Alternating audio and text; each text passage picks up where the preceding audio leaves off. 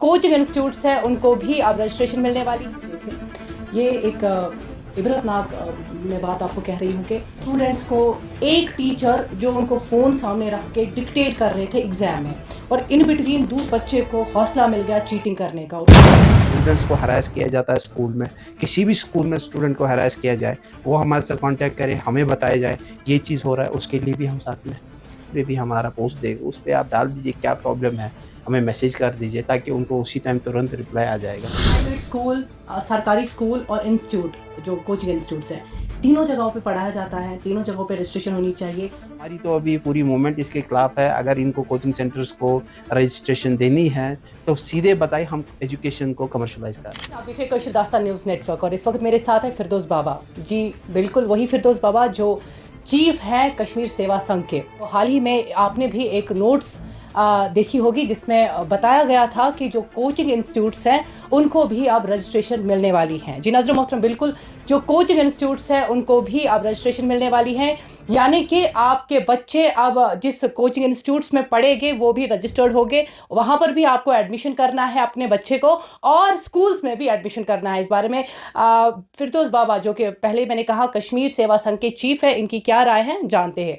पहले यही सवाल आपसे पूछते हैं जो आपने भी वो नोट्स देखी होगी जिसमें बताया जा रहा है कि जो इंस्टीट्यूट्स हैं उनमें उनको रजिस्टर किया जा रहा है, किस तरह से आप इसको देख रहे हैं?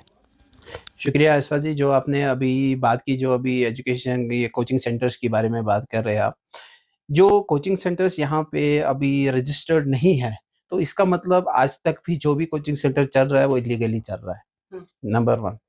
नंबर 2, ये इससे ज़ाहिर हो रहा है आने वाले टाइम में एजुकेशन को इस लेवल तक कमर्शियलाइज़ कर रहे हैं, इस लेवल तक ताकि एक पेरेंट अफ़ोर्ड नहीं कर पाएगा उस चीज़ को। हाँ, कोचिंग सेंटर्स या एजुकेशन डिपार्टमेंट में आपने देखा होगा, आज से पिछले 2 साल से हम कंटिन्यू लगे हैं, जो भी मतलब ऑर्डर्स आए वो ऑर्डर्स तक ही रहे, उसके बाद उनमें कोई कार्रवाई नहीं हुई। आप जो ये सवाल मुझसे पूछ रहे हैं मतलब कोचिंग सेंटर, ये तो आपको एक हमारी जो मिनिस्टर साहिबा है उससे भी ये सवाल पूछिए। आप कमर्शियलाइज़ एजुकेशन को कर रहे हैं या आप बोल रहे हैं एजुकेशन फ्री दे रहे हैं? इससे क्या मैसेज लोगों तक आप पहुँचाना चाहते हैं? तो मेरे से ज़्यादा बेटर इसका जवाब आपकी जो मिनिस्टर साहिबा है, वो दे सकती है। आपको लगता है कि मिलनी चाहिए रजिस्ट्रेशन इनको या नहीं मिलनी चाहिए? नहीं, ये क्योंकि कैसे ये नहीं। अगर हम बात करें गरीब बच्चों की जो हुँ, प्राइवेट स्कूल्स के बजाय सरकारी स्कूलों में पढ़ रहे हैं, जी। उनका ज़्यादा से ज़्यादा वो स्कूल्स तक महदूद है, स्कूल्स तक जाते हैं। अब यहाँ पर आपके एजुकेशन इंस्टीट्यूट्स आ रहे हैं, कोचिंग इंस्टीट्यूट्स आ रहे हैं, जहाँ पर आप अपने बच्चों को ही देख रहे हैं। बड़े-बड़े अगर कोई भी किसी ने भी कोई एग्ज़ाम क्रैक किया है तो वो किसी बड़े इदारे का नाम मेंशन करते हैं कि फलानी इदारे में ये बच्चा हमारा पढ़ता था, और उसी इदारे को बहुत आगे तक लिया जा रहा है और उसी इदारे में फिर उनकी प्रमोशन भी हो रही है। कभी हमने ऐसा बहुत ही कम सुनते हैं कि किसी सरकारी स्कूल के बच्चे ने खाली पढ़ाई करने के बाद उसने कोई इंटरव्यू क्रैक किया, या नीट की अगर हम बात करें नीट क्वालिफाई किया। तो आपको ऐसा लगता है कि इनको मिलनी चाहिए रजिस्ट्रेशन या नहीं मिलनी चाहिए? इनको प्रमोट करना चाहिए या नहीं करना चाहिए? आपने ये देखा होगा जो हमारी जो एजुकेशन है, इसमें टैक्स फ्री है एजुकेशन। जब एक कोई भी इदारा जब रजिस्टर्ड होता है, ये उस टाइम बताते हैं, हम जी इतनी कमिटी बना दी, हम ऐसे है, कोई प्रॉफ़िट नहीं है, कुछ भी नहीं है, ऐसे करके कुछ रजिस्टर्ड हो जाता है, ठीक? तो कुछ टाइम के बाद जब आज आप देख रहे हैं कोचिंग सेंटर्स की बात, जब एक कोचिंग सेंटर रजिस्टर्ड हो जाएगा, आने वाले टाइम में एक बच्चे को तो एडमिशन वहाँ भी करना है। अब क्या हो गया मतलब बच्चा एडमिशन करके रखे प्राइवेट स्कूल में और पढ़ाई करे कोचिंग सेंटर में। ये कहाँ का पेरेंट्स पे तो बर्डन ही पड़ जाएगा। अगर स्कूल में 5 बच्चे क्लास के जा रहे हैं या 10 बच्चे जा रहे हैं और 10 बच्चे नहीं जा रहे, क्योंकि आपने भी ये देखा होगा जो कोचिंग सेंटर्स है उसमें जो टीचर्स है, ये वही टीचर्स है जो दिन में स्कूल्स में पढ़ाते हैं बिल्कुल। और वही टीचर्स वहाँ कोचिंग सेंटर्स में शाम भी। को जाते हैं हाँ, पार्ट अब टाइम कुछ जॉब बच्चे करने के लिए। मतलब ऐसे भी हैं जो अफ़ोर्ड नहीं कर पाते हैं, तो उनका जब स्कूल का रिज़ल्ट देखा जाता है या कहीं न कहीं उन बच्चों को पीछे रखा जाता है स्कूल में ताकि वो कोचिंग सेंटर जॉइन नहीं करते हैं। आज आप देखेंगे ये बात नहीं है बड़े छोटे स्कूल की या बड़े स्कूल की, ये जो भी स्कूल्स है आज एक ट्रेंड बन रहा है, क्योंकि एक पेरेंट को कुछ भी करना बच्चे को पढ़ाना क्योंकि उसका दोस्त कोचिंग सेंटर कोचिंग में जा इंस्टीट्यूट रहा है, जाता है। वो बिल्कुल। चीज़ें हैं। तो इससे अच्छा है मतलब हमारी तो अभी पूरी मूवमेंट इसके खिलाफ है। अगर इनको कोचिंग सेंटर्स को रजिस्ट्रेशन देनी है, तो सीधे बताएँ हम एजुकेशन को कमर्शियलाइज़ कर रहे हैं। जो 90s में क्या हुआ जब वहाँ पे गवर्नमेंट स्कूल्स इतने कश्मीर में है, वो क्यों नहीं बढ़ पाए? रीज़न ये है जब आँख बंद करके ऐसे रजिस्ट्रेशनें दी गई उन स्कूल्स को भी, तो नतीजा हुआ प्राइवेट इदारा बढ़ता गया और हमारा जो गवर्नमेंट इदारा है, वो दिन ब दिन पीछे गया। आज हमारी सरकार ये बोलती है हम फ्री करेंगे और आप उनके अभी मैं बोलता हूँ गवर्नमेंट स्कूल्स की भी हालत देखो क्या है अभी। किसी स्कूल में 5 बच्चे हैं, 6 बच्चे हैं और 2 टीचर हैं। तो उस स्कूल को रखने का क्या फ़ायदा है? क्योंकि आपने उसी जहाँ पे आपने अपना इंस्टीट्यूट डाल दिया गवर्नमेंट इंस्टीट्यूट, वहीं पे आपने 20 प्राइवेट स्कूल्स को रजिस्ट्रेशन दे दी। तो रही बात अभी कोचिंग सेंटर्स की, जब आप कोचिंग सेंटर्स को रजिस्टर्ड दे रहे गली गली नुक्कड़ नुक्कड़ एक कोचिंग सेंटर होगा तो कंफर्म है बच्चा मतलब जब जहां भी जाएगा फिर हर कोई कोचिंग ही करना। हाँ, कुछ कोर्सेज ऐसे प्रोफेशनल कोर्सेज है उनके लिए कोचिंग जरूरी है। हाँ, उसके लिए हम भी नहीं कह रहे, हम उसके साथ में हैं। बट कुछ ऐसे कोर्स आप अगर यहाँ पे क्लास 12 तक पढ़ते हैं उसके बाद भी कोचिंग लेनी पड़ेगी तो स्कूल में जाने का क्या फायदा है? कौन सा फन है? तो इसका भी प्राइवेट और ये रेगुलर किया जाए फिर। प्राइवेट स्कूल, सरकारी स्कूल और इंस्टीट्यूट जो कोचिंग इंस्टीट्यूट्स हैं, तीनों जगहों पे पढ़ाया जाता है, तीनों जगहों पे रजिस्ट्रेशन होनी चाहिए। तो आपको क्या डिफरेंस इन तीनों में लगती है? इन तीनों में प्राइवेट जो गवर्नमेंट जो देखो गवर्नमेंट इदारा है वो कोई भी उसमें नॉमिनल चार्जेस रहता है, बच्चे को एडमिशन हो जाता है फ्री है, कोई ये नहीं है, मंथली फी कुछ भी नहीं है, सब कुछ फैसिलिटी मिलती है। बट अब जब प्राइवेट की बात करें उसमें फीस भी ऐसा ही है। अभी रिसेंटली कुछ ऑर्डर्स आपने देखो एफएफआरसी कमेटी ने अभी सबको वो लिस्ट मांगने को बोला जो भी स्कूल्स है। कुछ स्कूल्स अगर उनको कमेटी ने डिसाइड किया इनको 3000 का फी लेना है या 1500 का फी लेना है, उसके बावजूद भी वो 2500 का फी ले रहे हैं। क्या? ये बताइए ये कमेटी आपने कर इस क्या रही चीज़ है? पे कुछ एक्शन नहीं ली? आप भी तो इतना काम करते हैं, केएसएस की अगर हम बात करें पर्टिकुलरली बहुत अच्छा काम करते हैं। आए दिन आप इन पे कदम लगाते हैं, आए दिन आप ही बोलते हैं, सिर्फ़ केएसएस ही बोलता है कोचिंग इंस्टीट्यूट्स के खिलाफ। तो क्या आप कोई एक्शन नहीं लेंगे इसके खिलाफ? देखो ये जो इंडस्ट्री है, ये एक बहुत बड़ा माफ़िया है। हुँ, जो एजुकेशन माफ़िया जो आने वाले टाइम में एजुकेशन को इतना महँगा कर रहे हैं तो आने वाले जो हमारी नस्ल है, जो हमारे बच्चे हैं वो कहाँ जाएँगे? उनकी तालीम का क्या होगा?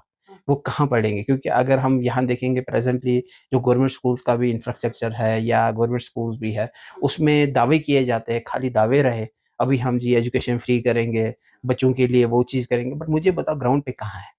अगर गवर्नमेंट कोई ऑर्डर निकाल रहा है, उस ऑर्डर को कौन मानने के लिए तैयार है? हाँ, कुछ ऐसे स्कूल्स भी हैं, जिनको पता है गवर्नमेंट ने ऑर्डर निकाला, उसके बाद हमने ये नहीं फॉलो किया इनका ऑर्डर, ज़्यादा से ज़्यादा 50,000 का फाइन लग जाएगा। कितने स्कूलों को लाइसेंस कैंसल किए, वो मुझे बताएँ। आपने देखी किसी एक स्कूल की लाइसेंस कैंसल हुई अभी तक? नहीं हुई। ये क्यों नहीं हुई? क्योंकि उसको भी पता है, स्कूल वाले को भी पता है, अगर मैं 4 लाख, 5 लाख, 10 लाख, 1 करोड़ का कमा रहा हूँ, एडमिशन सब लोगों ने लिए। अभी आपको मैं बताऊँ, आप ऑडिट लगाइए इन स्कूल्स का, उनको देखिए मार्च और अप्रैल में जो टीचर्स की सैलरी है, वो कैश में गई है, बहुत सारे स्कूल्स की। वो आप ये कैश प्राइवेट स्कूल्स की बात कर हाँ, रहे हैं? प्राइवेट स्कूल्स की बात कर रहा हूँ। हुँ, अभी वो कैश में गए हैं और देख जिस दिन मतलब जो बड़े स्कूल्स हैं, वो एक कोटा देते हैं, हम कम्युनिटी के बच्चे लेंगे, इसमें लेंगे, ऐसे लेंगे, रिज़र्वेशन रखेंगे उसमें। फिर आप देखिए कहाँ पे वो रिज़र्वेशन है? कहाँ पे वो चीज़ें हैं? कहीं नहीं है। इनका लास्ट पे जो एडमिशन का हम तब से लड़ रहे हैं एडमिशन। हाँ, कहीं हद तक एडमिशन बाद कुछ पेरेंट्स की भी गलती है, जो पैसा देते हैं, हुँ, उनको ये लगता है नहीं पैसा ही देना है तो एडमिशन होगा, बट वो कोई बात नहीं कर पा रहा है। उनको पता है कल की डेट में हमारे बच्चे के साथ स्कूल में कुछ इनजस्टिस होगा। इनजस्टिस होगा या कुछ होगा, तो उसके लिए पेरेंट्स को उठना है, बात करनी है। हम तो कंटिन्यू लगे हैं, हम तो आज से नहीं लगे, पिछले 3 साल से लगे हैं, एजुकेशन को बेटर करने के लिए लगे हैं। अभी हम जो हमारी जो संगठन है, आने वाले टाइम में कुछ ऐसे कोर्सेज़ ला रहे हैं, जो हम फ्री ऑफ कॉस्ट कोई चार्जेस नहीं होगा, हम टीचर्स को ट्रेनिंग देंगे और साथ में बच्चों को भी ट्रेनिंग देंगे, करियर काउंसलिंग करेंगे, ताकि बच्चे को ये समझ आए, मैं अगर पढ़ रहा हूँ, तो क्यों पढ़ रहा हूँ? बिकॉज़ साहब अभी आपने एक बात बोली कि पेरेंट्स को भी सामने आना चाहिए। अब हुँ। इसमें एक ही पेरेंट मत सामने आ सकता है। आपका कोई ऐसी कोई वेबसाइट आपकी या यहाँ पर कोई ऐसी चीज़ आपकी जहाँ पर कोई भी पेरेंट आए और शिकायत दर्ज करे? नहीं, क्योंकि देखो पर्टिकुलरली अगर एक पेरेंट निकलेगा शिकायत करने के लिए तो दूसरे साइड से उसको सारे पेरेंट्स खिलाफ हो जाएंगे क्योंकि उनको अपनी जो रिलेशंस है अच्छे कर रखने हैं वो उनको सिर्फ और सिर्फ किन के साथ रखने हैं स्कूल वालों के साथ क्योंकि उनके बच्चों के साथ इनजस्ट होगा। अब एक में से एक ही मतलब इतने बड़े स्कूल्स में से बड़े बड़े स्कूल से अब हम उनका नाम नहीं लेंगे उनमें से एक पेरेंट आएगा और अब आपके पास आएगा या किसी के पास आएगा कि मेरे बच्चे के साथ ऐसा हो रहा है तो वो भी मे बी वो कोई रीज़न ऐसा ले उनके बच्चों को उनके स्कूल से ही निकाल दे। कोई ऐसा यहाँ पर है कोई सिस्टम जो आप तक पहुंचे, कोई पेरेंट या आपसे बात करे या आप पे कोई कंप्लेंट डाले और आप उस कंप्लेंट को फिर उनके हक में कोई बात करे? देखो क्या था, अभी जो हम पिछले 2 साल से काम कर रहे थे, अभी हमने इस साल थोड़ा-सा चेंज लाया। अभी हमने सारे डिस्ट्रिक्ट्स के जो प्रभारीज़ हैं, उनको काम सौंपा, काम दिया, ताकि वो देखें, क्योंकि जो हमारे वॉलंटियर्स हैं, जैसे कोई हमारे पास कंप्लेन करके आए, भई मुझे फ़ीस या एडमिशन या कोई भी चीज़ स्कूल में ऐसा हुआ, या जैसे अभी कोचिंग सेंटर की या कभी फ़ोर्सली बताया जाता है, नहीं आपको कोचिंग सेंटर में आना है या कोई भी चीज़ है, तो वो हमारे पास आए, हमारे दरवाज़े सबके लिए खुले हैं। और दूसरी बात, अभी सोशल मीडिया में है, अगर कहीं पे भी हमारा पोस्ट देख, उस पे आप डाल दीजिए क्या प्रॉब्लम है, हमें मैसेज कर दीजिए, ताकि उनको उसी टाइम तुरंत रिप्लाई आ जाएगा, और हम साथ में उनको एक वॉलंटियर दे देंगे। जब तक ना उनको जस्टिस मिलेगा, उनकी उनके तरफ से, हमारी तरफ से पूरा सपोर्ट रहेगा, तब तक जब तक उनको वो जस्टिस नहीं मिलेगा, जो भी प्रॉब्लम होगी। ये पेरेंट को भी है, ये खाली मैं एक पेरेंट की बात नहीं कर रहा हूँ, एक टीचर को भी बोल रहा हूँ, जो प्राइवेट स्कूल्स के जो टीचर्स हैं, बहुत सारे टीचर्स हमारे पास आए, उनकी सैलरीज़ अभी तक किसी-किसी स्कूल में 3-3 4-4 महीने से सैलरी नहीं मिल रही है, वो भी हमारे साथ राब्ता करें, ताकि उनका भी जो प्रॉब्लम है, उनको भी हम हल करेंगे। साथ में स्टूडेंट्स को हैरेस किया जाता है स्कूल में, किसी भी स्कूल में स्टूडेंट को हैरेस किया जाए, वो हमारे साथ कॉन्टैक्ट करे, हमें बताया जाए, ये चीज़ हो रहा है, उसके लिए भी हम साथ में हैं। जी, बहुत-बहुत शुक्रिया। अब एक मेरा आखिरी में सवाल है, कल मुझे कुछ स्टूडेंट्स ने कोई वीडियोज़ भेजे थे। ये एक इबरतनाक मैं बात आपको कह रही हूँ कि स्टूडेंट्स को एक टीचर जो उनको फ़ोन सामने रख के डिक्टेट कर रहे थे एग्ज़ाम में, और इन बिटवीन दूसरे बच्चे को हौसला मिल गया चीटिंग करने का, और उस बच्चे ने भी चीटिंग करना स्टार्ट कर दिया।